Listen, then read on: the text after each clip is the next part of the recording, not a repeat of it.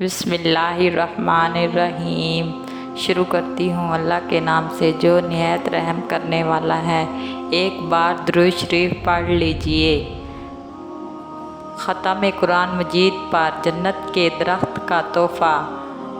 हज़रत मोहम्मद सल्लल्लाहु अलैहि वसल्लम ने इरशाद फरमाया, ख़त्म कुरान मजीद के वक्त दुआ कबूल होती है और इनाम में जन्नत का एक अजीम शानदार दरख्त अता किया जाता है। हज़रत अब्दुल्ला बिन मसूद फरमाते हैं कि रसूल अल्लाह सल्लल्लाहु अलैहि वसल्लम ने इरशाद फरमाया, जिस शख्स ने कुरान पाक को देखकर या याद से तिलावत किया तो अल्लाह ताला जन्नत में उसको एक ऐसा दरख्त इनाम में अता फरमाएंगे।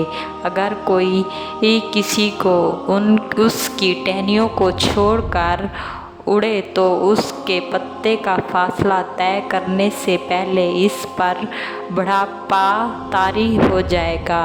ये फजीलत हाफिज़े और नादरा जवान और औरतें, मर्दों, बच्चों सब पर फ़र्ज़ है। कसम के है उन लोगों की जो भी कुरान पाक ख़त्म कर गए, उसको इनाम में इतना बड़ा दरख्त दिया जाएगा। हदीस पाक में मिसाल की गई है और दूसरे परिंदों की बेनिस्बत बड़ी उम्र रखता है। क्या जाता है कि एक कौवे की उम्र औसा दाढ़ 100 बरस होगी।